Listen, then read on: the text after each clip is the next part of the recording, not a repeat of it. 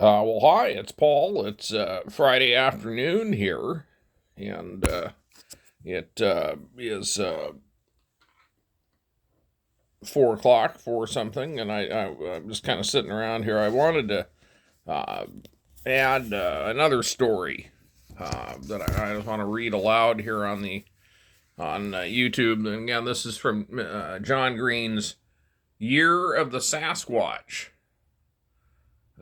which he published in year was 1970. Cheam Publishing. Cheam. Cheam. Cheam Publishing Limited. Box 99. Agassiz, British Columbia. And 1970 is when it was published. I got this book for $2.95. I guess I got that book in 1974. My mom wrote that in there. So I would have been 11. I was 11. They turned 12 in October, and I know it wasn't October, it was in the summer. But here's a story from the Lane County Leader. Lane County Leader. And here, by the way, in the book is a picture of the Quequedal heraldic pole at the British Columbia Museum showing the Soniqua, the cannibal woman, main crest of the Nimkish tribe, holding her son. The picture on the cover is a Quequedal mask of the Bukwas, the wild man of the woods. Both correspond to the Sasquatch of the Salish people of the Fraser Valley. Those are Mr. Green's comments. Now, here Mr. Green, in his chapter titled A Hair-Covered Giant, goes into a story from the Lane County Leader, which he simply reproduced, and just posted it there as a historical reference. But I'm quoting Mr. Green here, the introduction to his chapter, A Hair-Covered Giant. In October 1968, when I finished my book On the Track of the Sasquatch, I had on record approximately 250 reports of people seeing two-legged, hair-covered creatures or finding huge human-like tracks. These reports came mainly from British Columbia, Washington, Oregon, and Northern California, and had been gathered in 11 years of investigation, etc., etc. In any case, I'll cut to the chase here. This is an interesting account.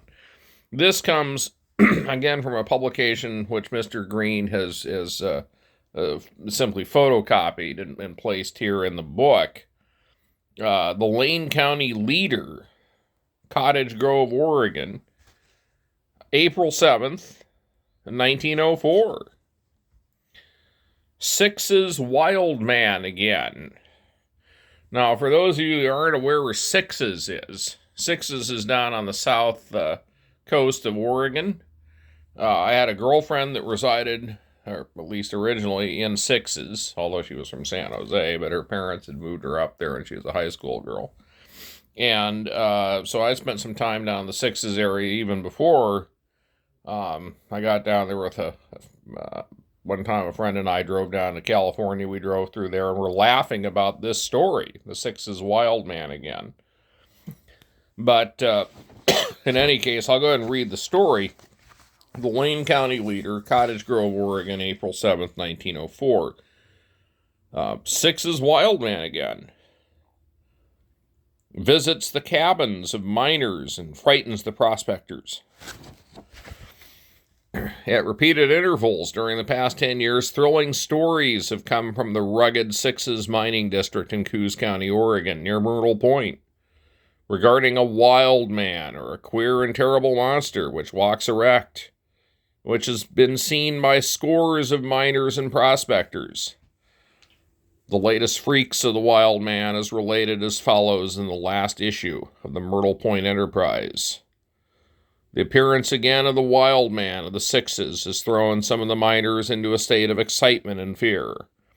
A report says the wild man has been seen 3 times since the 10th of last month. The first appearance occurred on Thompson Flat. William Ward and a young man by the name of Burleson were sitting by the fire of their cabin one night when they heard something walking around the cabin which resembled a man walking. And when it came to the corner of the cabin, it took hold of the corner and gave the building a vigorous shake, and kept up a frightful noise all the time. The same that so many times has warned the venturesome miners of the approach of the hairy man and caused them to flee in abject fear. Mr. Ward walked to the cabin door and could see the monster plainly as it walked away, and took a shot at it with his rifle, but the bullet went wild of its mark. The last appearance of the animal was at Harrison Cabin only a few days ago. Mr. Ward was at the Harrison Cabin this time and again figured in the excitement. Well, Mr. Ward would do that.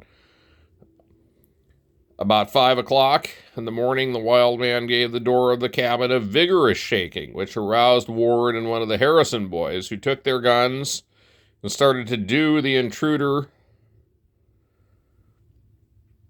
Ward fired at the man, and he answered by sending a 4-pound rock at Ward's head, but his aim was a little too high.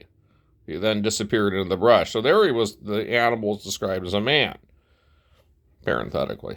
Many of the miners avow that the wild man is a reality. They have seen him and know whereof they speak.